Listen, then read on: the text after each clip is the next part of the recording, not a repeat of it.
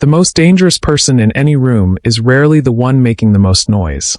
There is a particular kind of person who moves through life without raising alarms, steady, composed, and easy to be around. They are liked.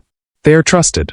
And they are often, in retrospect, the last person anyone thought to watch. This is not an accident.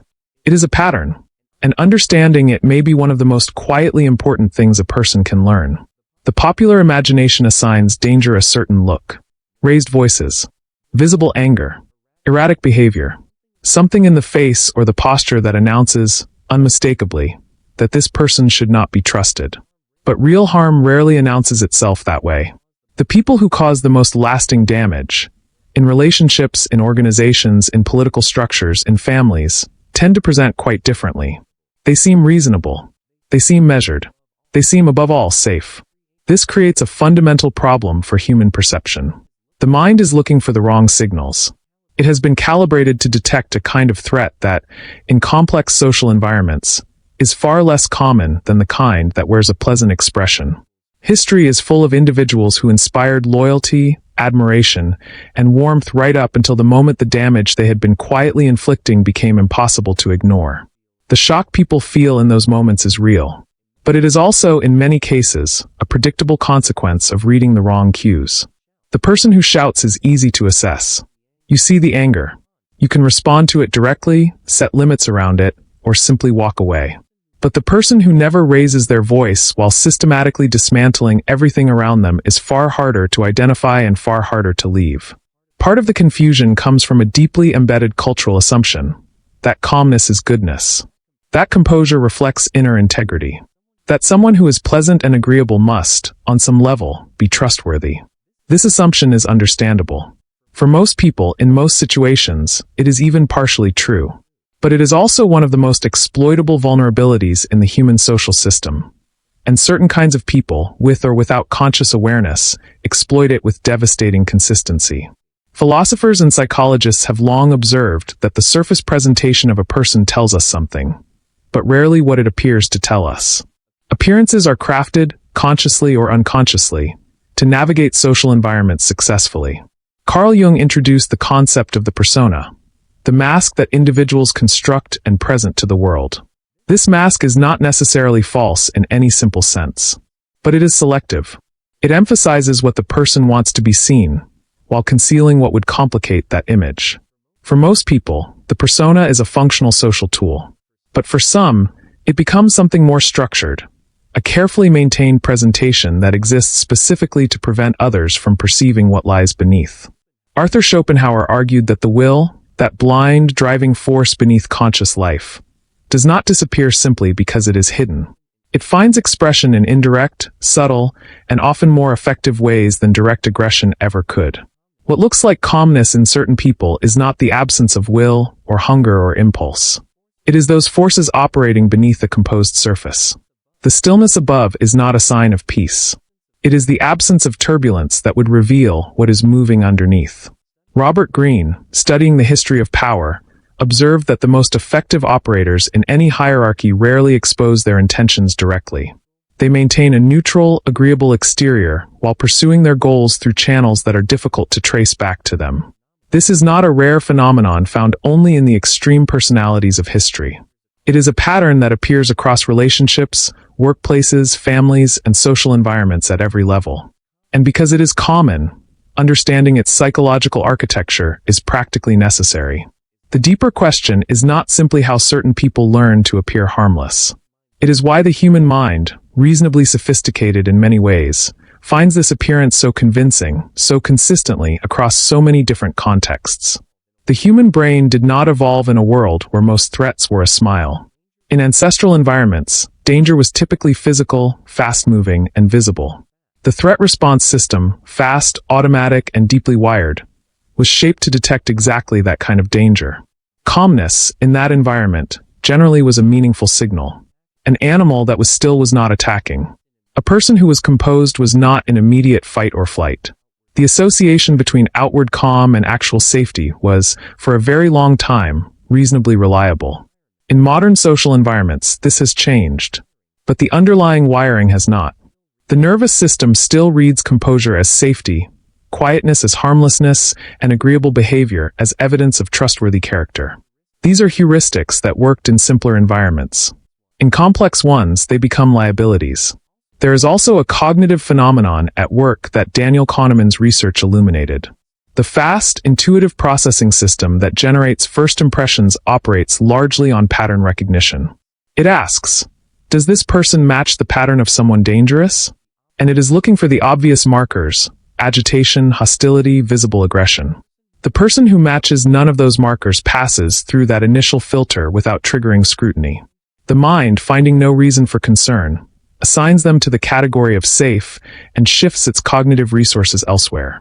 Slow, deliberate reassessment of that initial judgment requires effort the mind is reluctant to expend. What this means is that people who are genuinely dangerous but outwardly composed enjoy a kind of cognitive immunity. They have been processed, cleared, and filed under benign. Reversing that classification requires not just new information, but the willingness to do the effortful cognitive work of revising a settled judgment. Sigmund Freud's concept of reaction formation is relevant here. Intense emotional forces do not disappear simply because they are not expressed. When aggression, control, or hunger for domination is suppressed at the surface level, it frequently reemerges in more indirect forms: passive obstruction, subtle manipulation, strategically withheld cooperation. The person who never expresses anger directly may be expressing it constantly through other channels.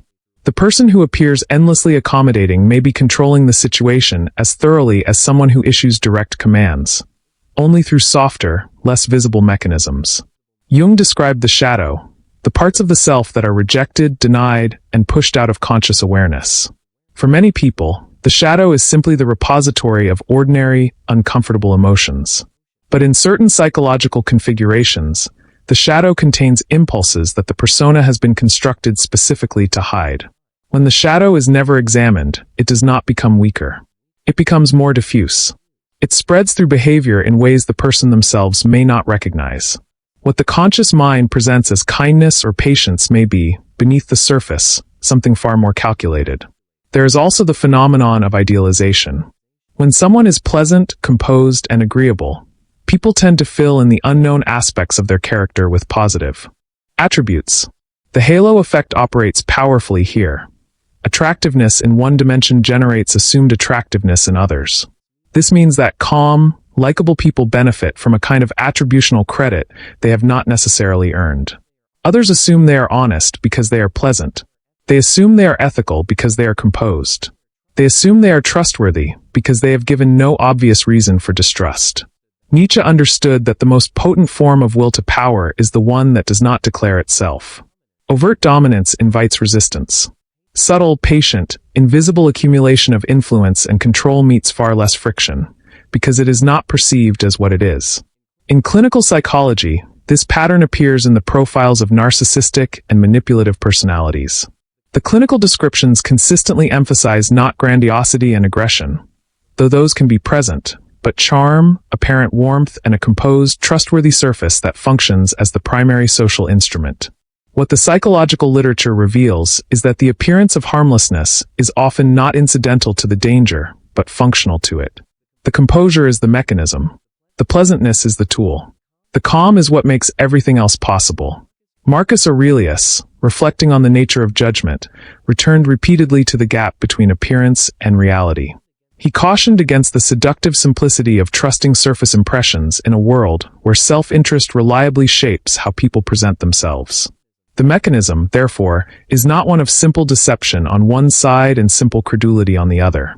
It is a structural interaction between the way certain people learn to navigate the world and the way the human brain is designed to receive social information. In romantic relationships, the pattern is recognized most clearly in retrospect. Survivors of psychologically harmful relationships consistently describe their early experience of the person as one of unusual calm, attentiveness, and composure, qualities that felt at the time like signs of maturity and emotional stability. What is later understood to have been control was first experienced as protectiveness. What becomes recognizable as emotional unavailability was initially read as self-containment. The signals were present from the beginning, but they were embedded in a package that the brain had already classified as safe. In professional environments, certain individuals rise through organizations with remarkable efficiency, leaving behind them a trail of quietly damaged colleagues, derailed projects, and confused accountability. Their superiors see composure and capability. Their peers and subordinates experience something quite different. The dangerous colleague rarely raises their voice in a meeting. They do not send hostile emails. Their aggression arrives indirectly, through subtle discrediting, the quiet withholding of information, the well-timed observation that casts doubt without making an accusation. In social groups and communities, these individuals are often the most socially connected. They know everyone, move between circles fluidly, and are spoken of warmly. Their social fluency is mistaken for social goodness. Their ease in relationships is assumed to reflect genuine care for others. What that social connectivity sometimes represents, however, is a strategic investment in networks of loyalty that can be called upon, directed, or withdrawn as needed.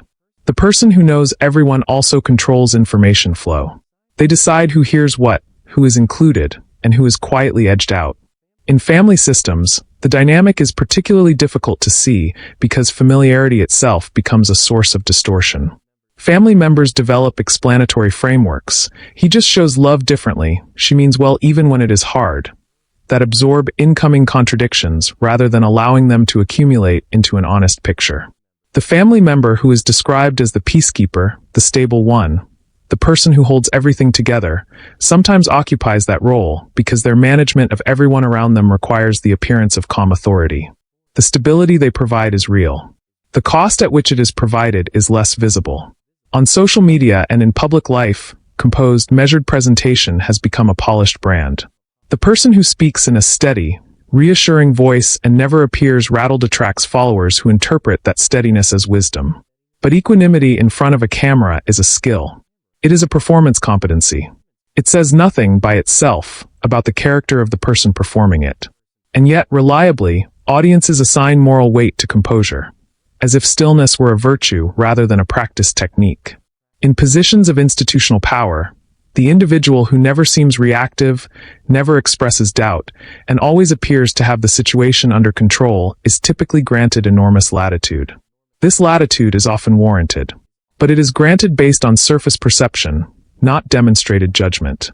When that latitude turns out to have been misplaced, the damage is proportional to the trust that was extended. And the trust was extended precisely because the warning signals people know to look for were never present. Young people are particularly vulnerable to this pattern, not from lack of intelligence, but from lack of accumulated pattern recognition. Experience teaches what books often cannot: the particular quality of composure that is genuine compared to the particular quality that is strategic. Even experienced people, however, are not immune. The bias runs deep enough that expertise in other domains provides only limited protection. Highly intelligent people are frequently among the most thoroughly deceived, because their intelligence gives them confidence in the quality of their own assessments. The thread running through all of these contexts is the same. The dangerous person looks calm and harmless not in spite of the danger they represent, but, often, precisely because of it. The control required to manage the impression requires exactly the kind of steady discipline that the brain reads as trustworthy. One of the most important hidden patterns here is the relationship between emotional control and emotional suppression. These are two genuinely different psychological states, but they can produce identical behavioral presentations. Genuine emotional regulation, the kind that emerges from self-awareness, practiced reflection, and psychological integration, produces composure that is honest. The person is genuinely at peace with themselves in that moment. Their calm reflects their actual interior state. Emotional suppression, by contrast, produces a surface that is held steady by force. The emotions are present. They are simply not being expressed. And this suppression, maintained over time, does not produce psychological health. It produces pressure, which seeks release in indirect and often damaging ways. The behavioral outcomes of these two states can look nearly identical in social settings. Both produce people who do not raise their voices, do not display obvious agitation, and present as composed under pressure. The difference is not visible at the surface. It emerges instead in patterns of behavior over time. People with genuine emotional intelligence tend to show their uncertainty when it is present. They acknowledge difficulty when they experience it. They are capable of being visibly affected by things that are genuinely affecting. Their composure coexists with visible humanity. The composed person who never seems affected, who navigates losses, disappointments, and conflicts with identical, unchanging equanimity, is demonstrating something that deserves more scrutiny than it typically receives. Perfect equanimity is not a human condition. It is a performance. Jung's insight that what we do not face in ourselves does not disappear, but instead acts upon us from below has particular relevance here. A person who has never confronted their own anger, hunger for control, or capacity for cruelty has not transcended those things. They have simply not yet found a context that makes them visible. Relationships of increasing intimacy, escalating stress, and genuine vulnerability are the contexts that tend to reveal what lies beneath the composed exterior. And this is why the most serious disruptions in these people's behavior tend to occur precisely at those moments, when the stakes for maintaining the persona rise too high. There is a pattern in human social groups that sociologists have documented: the tendency to organize around individuals who project confidence and calm authority, and to silence or marginalize those who raise concerns about those individuals. The person who expresses doubt about the trusted calm figure is experienced by the group as disruptive, negative, or envious. The concern they are raising is not evaluated on its merits. It is interpreted as an attack on the group's organizing principle, and the group responds accordingly. This means that the composed person often benefits from active social protection. People who depend on their presence, or who have built their sense of safety around trusting them, become invested in maintaining that trust. They become, in effect, unwitting defenders of the very thing they should examine. The psychology of sunk cost operates powerfully here. The longer a person has trusted someone, the more they have organized their emotional world around that trust. Revising the assessment does not just mean updating a belief. It means acknowledging the cost of all the trust that was misplaced, which the mind resists with enormous force. Freud's concept of transference, the way individuals project onto present relationships the emotional patterns established in earlier ones, also helps explain the durability of misplaced trust. People may trust the calm, authoritative figure not based on present evidence, but based on the template established by an earlier trusted figure. If the template was a parent, teacher, or early mentor whose calm was associated with genuine safety, then the mind reads similar calmness in new figures as evidence of similar safety, regardless of whether that evidence actually exists. The connection between stillness and trustworthiness is also culturally reinforced in ways that make it harder to examine. Wisdom traditions across many cultures celebrate equanimity as a marker of spiritual or philosophical development. Calmness is associated with enlightenment, mastery, and moral goodness. These associations are not entirely wrong, but they are partial, and the partiality is exploitable. A culture that celebrates composure as virtue makes it easier to dress harm in composure and have it received as virtue. Power itself tends to produce a particular kind of calm, the calm of someone who does not feel threatened because they are not, in most situations, genuinely vulnerable to the same risks that animate everyone else. This is real composure. But it is composure born of position, not of character. The calm of the powerful person who knows they can absorb any disruption and survive any challenge is often mistaken for wisdom or moral steadiness. It is, more accurately, the natural behavioral expression of structural invulnerability. Strip away the position, and the quality often disappears with it. There is also an important distinction between the person who is genuinely unafraid and the person who is afraid and has learned to prevent that fear from showing. Both present as calm. One is experiencing genuine groundedness. The other is managing an impression under ongoing effort, and that effort, invisible at the surface, shapes behavior in other directions. The hidden pattern beneath all of these observations is perhaps this: composure is genuinely valuable. It is worth developing, worth admiring, worth seeking in the people around us. But it is a quality of presentation, not of character. And the error that creates vulnerability is the conflation of the two. The brutal realization, when it comes, tends to arrive not as a single moment of revelation, but as a slow accumulation of small observations that finally achieve a critical mass. The pattern becomes visible only in retrospect because, when it was forming, each individual piece of evidence was insufficient to challenge the established trust. The mind explained each incident in isolation and moved on. This is how sustained harm often works in personal relationships. Not through dramatic, visible cruelty that would be easy to name, but through a long series of small redirections, quiet manipulations, and subtle diminishments that individually seem manageable. The composure of the person delivering that harm makes it harder to address. Raising a concern in the presence of someone who responds with perfect, unruffled calm creates a particular kind of disorientation. The person raising the concern begins to question themselves, not the other person. And this dynamic, the concern being turned back on the person who raised it, is one of the most common features in accounts of psychologically harmful relationships.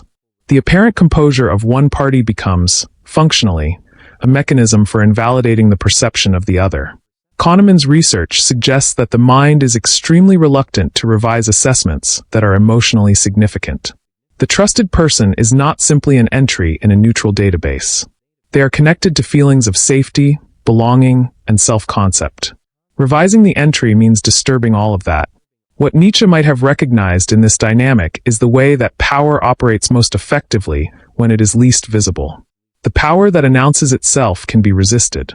The power that looks like gentleness, patience, and steady goodwill meets almost no resistance at all. The person exercising that power is not always aware that they are doing so. In many cases, the behavior has become habitual, automatic, and entirely integrated into their self-concept. They experience themselves as the calm, reasonable person their presentation suggests. The gap between the experience and the impact is invisible to them. This is the most difficult aspect of the pattern to hold in the mind honestly.